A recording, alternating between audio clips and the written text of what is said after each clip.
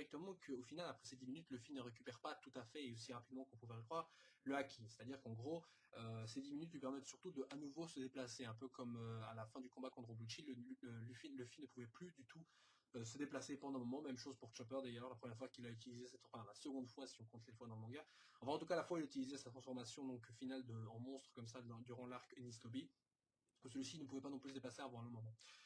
Et donc leur affrontement touche leur fin d'une manière qui est très similaire selon moi à l'affrontement contre Crocodile, puisque contre Crocodile, Luffy avait fait traverser depuis les souterrains Crocodile à travers toutes les couches de roches qu'il y avait entre le sous-sol et la surface. Donc en gros ici c'est plus ou moins la même chose mais à l'inverse. Cette fois-ci le combat qui commence donc dans les cieux se termine avec un Doflamingo qui est cette fois-ci propulsé tout au fin fond donc des égouts enfin dire de Dressrosa, là où étaient projetés là où étaient injectés et abandonnés les jouets. D'ailleurs je trouve ça assez ironique justement, mais c'est plutôt bien.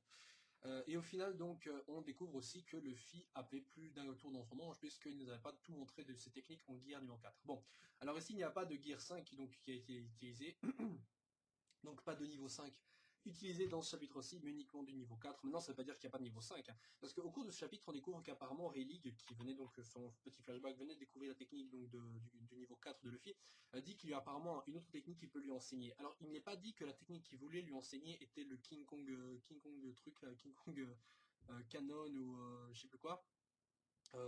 Mais était un autre truc encore. Parce que pour moi, ce serait un peu bizarre, parce que je veux dire, c'est l'attaque qu'utilise Luffy n'a pas de subtilité, enfin quand on la regarde comme ça, elle n'a pas de subtilité plus grande encore, c'est juste Luffy qui utilise en fait son Gear 3 pour améliorer le 4, hein, parce qu'il a gonflé en fait son bras pour pouvoir justement combiner les deux. Hein, et c'est pas quelque chose que Luffy ne peut pas imaginer, puisqu'il a déjà utilisé ça contre Gekko Moria par exemple. Donc je pense que c'est encore autre chose, ou alors la dernière technique qu'il vient d'utiliser a une petite subtilité qui fait que Luffy n'y a pas tout à fait pensé. Alors je trouvais ça par contre un peu dommage que Luffy n'ait pas tout seul imaginé la plupart de ses coups. Moi je pensais que Rayleigh lui avait enseigné purement et simplement le haki, les 3 types et tout ça, et que le reste c'est Luffy qui allait inventer ses propres coups. Enfin, mais c'est pas très grave parce que de toute façon ça ne change absolument rien, qu'au final c'est parce que Luffy en était capable qu'il a réussi à le faire, donc voilà. Donc au final le reste du combat, en grande partie dans le combat, c'est des petits flashbacks, la petite morale du héros, genre tu ne laisses pas la liberté aux autres, je peux pas respirer ici, nana tu sais tout contrôler, patati patata. Donc je pense qu'on connaît bien ce discours un peu, hein, on est déjà habitué à ce genre de petit blabla de shonenesque, j'ai envie de dire. Donc au final, Doflamingo se prend toute l'attaque en pleine poire et ses lunettes se brisent, ce qui pour moi symboliquement veut dire qu'il a été cette fois-ci vaincu. Ou pas, alors on a un dernier, on a un dernier retournement de situation, surtout qu'on voit d'ailleurs que les autres personnes qui sont autour en train d'essayer de ralentir la Birdcage sont vraiment à leur limite, même Zoro est à sa limite, donc je pense pas qu'ils vont étirer le combat plus longtemps, ou alors vraiment le prochain chapitre, quoi. Genre à la seconde près où la Birdcage elle va tous les buter, Luffy réussit finalement à vaincre Doflamingo, mais bon, comment Doflamingo elle s'est expédié dans le sol carrément, je veux dire, le mec, juste par sa chute et par le coup de poing, il a réussi à exploser la ville en deux, quoi. Enfin, je veux dire, c'est un truc de malade. Bon, alors concernant Doflamingo, d'ailleurs, on voit bien que durant tout le combat, en fait, de manière objective, il est bien supérieur à Luffy dans tous les côtés. Il n'est pas supérieur à Luffy, évidemment, uniquement dans ce niveau 4, où justement Luffy le surpasse en vitesse et en force. Ça, c'est sûr certain, parce qu'on voit carrément que ces dernières attaques qui sont similaires, par exemple, au fil, sont similaires des fils utilisés dans la Birdcage, je vais carrément pulvériser par les coups de poing de Luffy. Donc, je veux dire, je pense que personne d'autre à leur ultime à l'adresse Rossa ne soit ne soit d'un niveau de force proche à celui de Luffy, parce que sinon quelqu'un d'autre aurait répété la Birdcage. Luffy arrive à vaincre les fils qui en plus de ça sont imprégnés de haki. Parce que je sais pas si vous avez remarqué, mais la plupart des fils qui sont dirigés vers Luffy ont leur bout noir. C'est pas un hasard, puisqu'en fait Doflamingo a utilisé le haki pour enduire ses fils justement de haki. Donc là enduit donc ses fils de haki. Et c'est pas un truc nouveau, puisque c'est quelque chose qui a déjà été utilisé de manière similaire par les pirates de l'île Kuja, donc les pirates de Boa Hancock.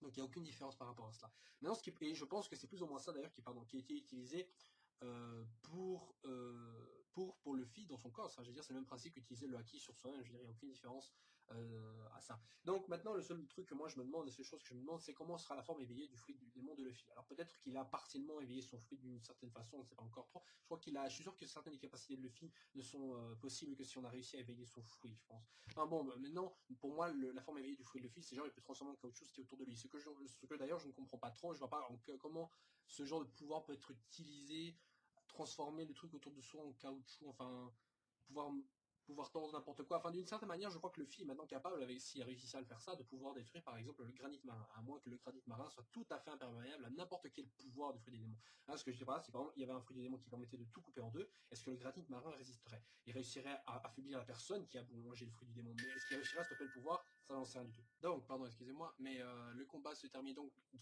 sur une note assez, je dirais, on va dire assez évidente, parce que c'est vrai que le one shot et la fin du combat étaient annoncés le chapitre précédent et tout, mais le fait de justement voir les choses se terminer comme ça d'un coup me donne un petit doute comme quoi le Flamingo est en réalité encore, je dirais, est encore capable de se battre. Je veux dire, c'est vrai que j'aurais préféré le voir alors sans lunettes, histoire de vraiment le voir se faire battre sans lunettes, histoire de voir complètement le personnage dépassé et tout à fait vaincu de ce côté-là. Et le fait peut-être de le découvrir vaincu et sans ses lunettes après, je sais pas, il y a un petit côté, vous allez me dire que je suis en train de chipoter pour un petit détail, mais je sais pas, c'est le genre de petit détail que Oda nous donne en général, enfin, qui nous, le genre de taille dont Oda fait attention justement. Donc peut-être que je me gourre sur ce côté-là, enfin on verra bien. Bon, après, sur le reste du combat, que dire si ce n'est que je pensais que peut-être cette dernière attaque, en tout cas, avait peut-être un rapport à voir avec l'utilisation du Haki des Rois. Peut-être cela sera réservé pour le Gear numéro 5, mais c'est vrai que ce pouvoir qui, à la base, ne sert qu'à en général juste faire en sorte que les plus faibles s'endorment, et en tout cas les neutraliser d'un coup sans devoir même combattre, et je dois dire assez impressionnante évidemment quand on la regarde comme ça, mais dans un vrai combat face à quelqu'un qui justement a le même Haki des Rois, ce pouvoir ne sert absolument à rien au final, puisque ça ne marche pas sur lui. Donc, c'est comme, pardon, comme contre Don Shinjao, où on disait qu'il y avait un clash de Haki des Rois, alors qu'en fait on voyait pas le clash des Haki des Rois, on voyait juste les deux combattre avec leur Haki tout court et donner des coups de poing, bam, comme ça. Il y a peut-être que le Haki des Rois qui confronte un autre Haki des Rois, peut-être des conséquences, mais alors elles sont pas en tout cas très nettes ici. Et je trouve que combattre quelqu'un avec le Haki des Rois, je pensais qu'il y allait avoir un affrontement aussi à ce niveau-là, de ce côté-là. Bon, bref, en tout cas, à part ça, bah, rien d'autre à dire, donc j'espère que ce chapitre vous aura plu à vous, parce que moi il m'a plu. Je pense que sur les prochains, on aura en tout cas des nouvelles de Sabo qui a été vaincu, et aussi, qui aura vaincu, j'espère. Et en tout cas, deuxième nouvelle, c'est que je ne sais pas si vous le savez, mais le manga One Piece est donc entré dans le Guinness Book des records puisqu'il a eu une vente, il a accumulé donc des copies totales dépassant donc les 320 millions à travers le monde, et ça, c'est un truc de malade. Donc du coup, One Piece devient le manga officiellement le plus vendu au monde. Et ça, c'est un truc de malade. Donc, longue vie à ce manga génial. Mais évidemment, ce n'est pas parce que ce manga est le plus vendu qu'il est forcément le plus apprécié de tous. C'est pas parce que t'es vendu que t'es le meilleur. Mais tu restes quand même très bon. Non, sérieusement, parce que je dis ça, parce que regardez, par exemple, Oda et Kishimoto, l'auteur de Naruto et de One Piece et Naruto.